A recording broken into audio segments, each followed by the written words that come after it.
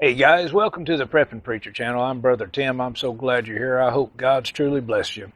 Well, hopefully you've seen the signs out there that there are shortages of food and more to come. Hopefully you've heeded the warning and started putting food back. Now that you have, what do you do with it? Do you have a plan? Stay tuned.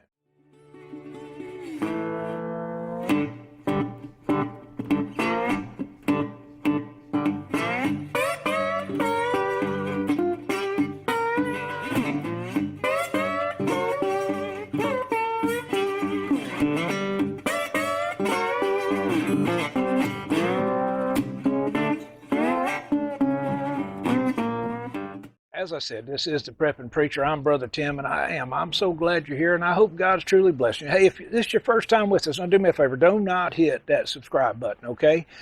Because I want you to know what we stand for on this channel. We are pro-God. That means we'll invoke the name of Jesus Christ on this channel. We are pro-family. We're pro-life. That means that we do not support the murdering of innocent babies, all right? We are pro-Second Amendment. What that means is we support the right to own and bear firearms, okay? Guns, things that go bang, bang, okay? You know what I'm talking about. All right, and we're also pro-military and pro-police. We support the blue line, guys. We support the police. Not only that, but we support our veterans, of which I'm one. We are just pro these United States of America. And if these things offend you, any one of them offend you, well, Skippy, go on and go to another channel, be an adult, go ahead and hit your thumbs down. I know it breaks your heart you can't do 2 thumbs down. Well, you can protest YouTube if you want, if you're done with your Antifa riots, okay? But that's what we stand for. So if you don't like them, move on. Don't get mad and move on, just move on, okay? But you guys that have stuck with us, man, God bless you. God bless you, and I love you. Man, what a great what a great congregation we got here, man. We're closing in on, I think, 14,000 now of you guys that are coming in and watching the videos and hitting with comments and likes, and thank you, man. That pushes the channel up to the top, so we get our word out, and y'all are helping make that happen. All right. Also, don't forget, we've got the preppingpreacher.com now.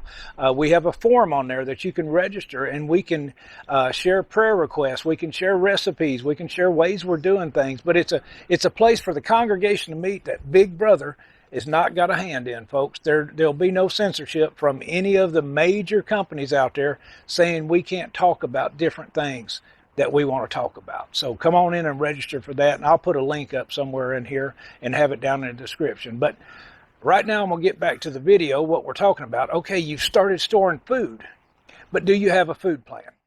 The plan we use is, guys, we take it in stages, okay? And this is for when bad times hit. And the first stage would be the fresh first, okay? Whatever we have in our refrigerator or in our freezer, that goes first. And the reason I'm saying this is we don't know how long it's going to take before power gets restored. So we start with the fresh stuff in the refrigerator first and then the freezer. And we start working through that food, okay?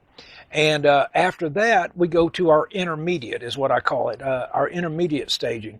Our intermediate includes all the canned foods that has a shelf life of, say, 5 years or less.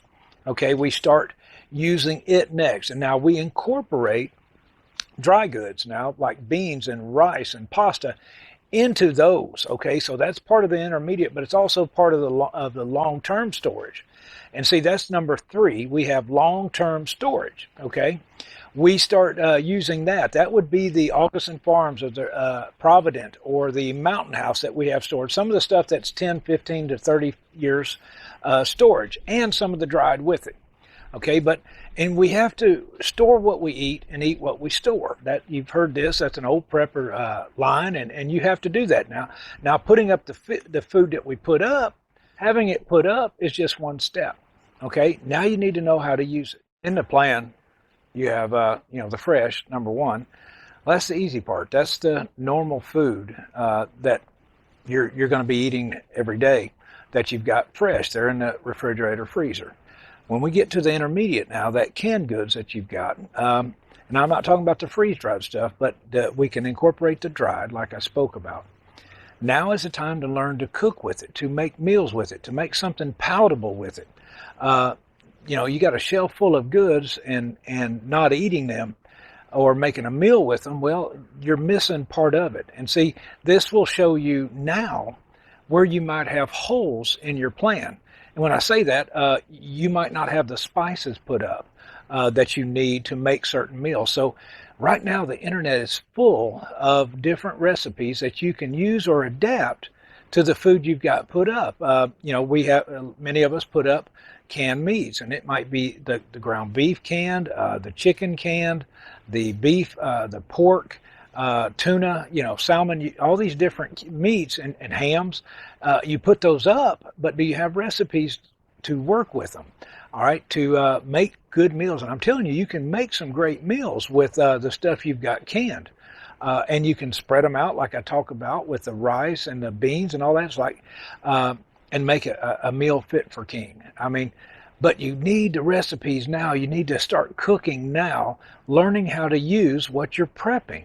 All right, not only, not only do you store what you eat and eat what you store, but make sure you can use what you've stored so you can eat it, okay?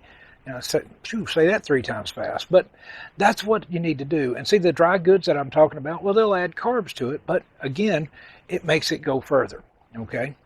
Now, what we're going to do is, on the channel here, is we're going to start adding at least a recipe a week of different canned foods that we're using, different of our pantries that we're using, and how we use it, to give you an idea. And I'll even have the recipes down in the description of how I make it.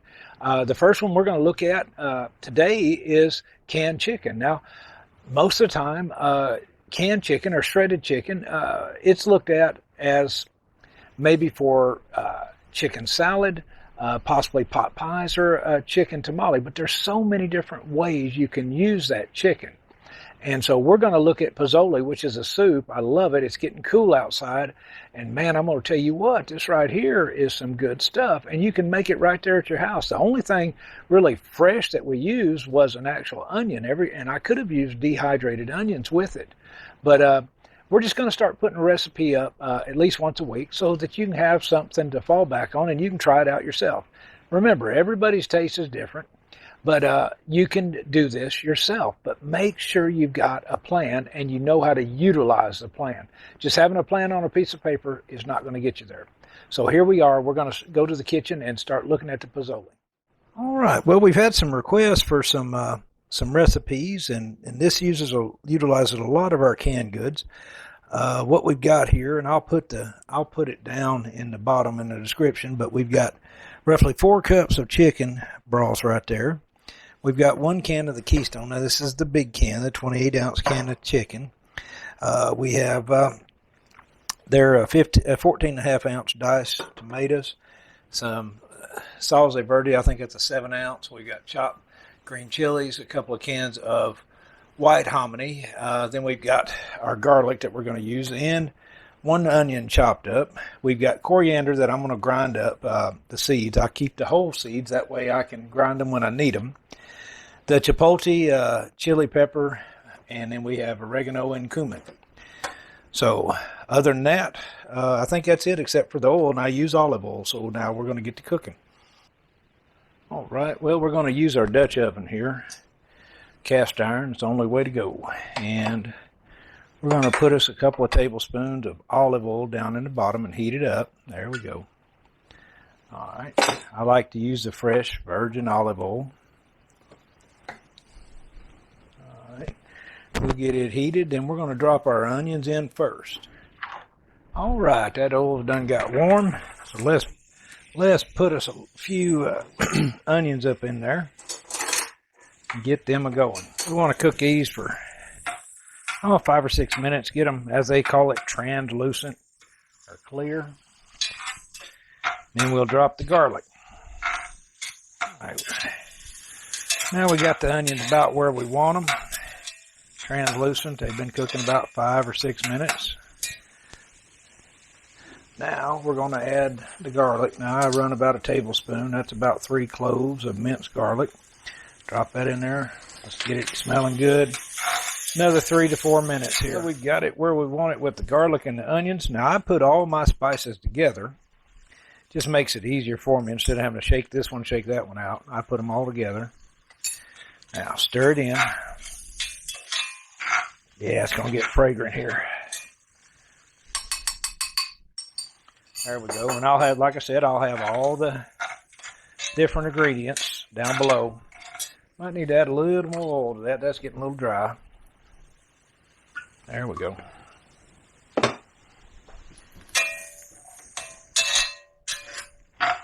Now you want to really just, you want this to come on in, get a little fragrant here. You'll smell it and it starts to turn brown.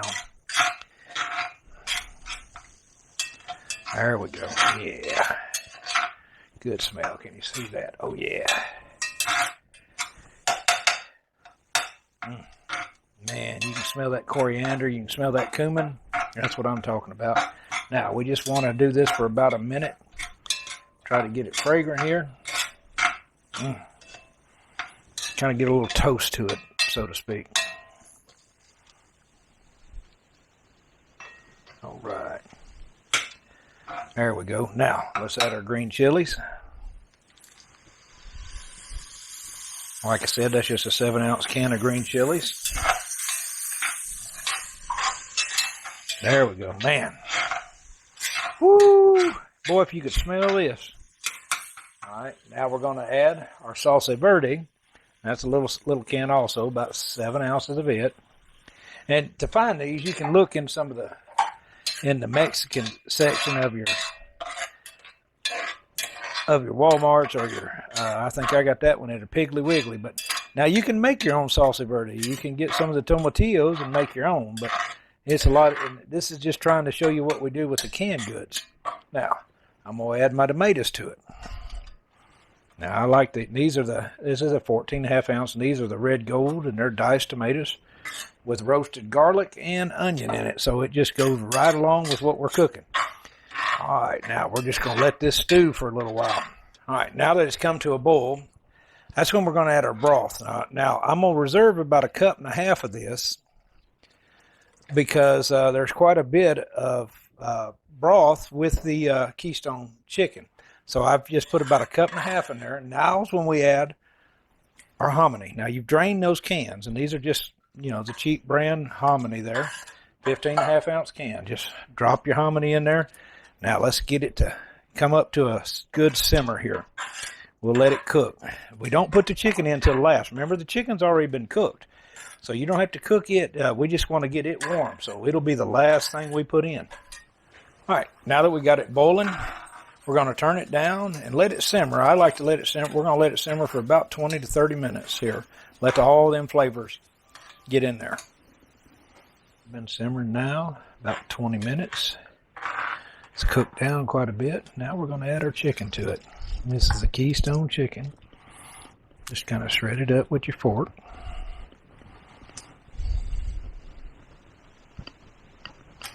There we go.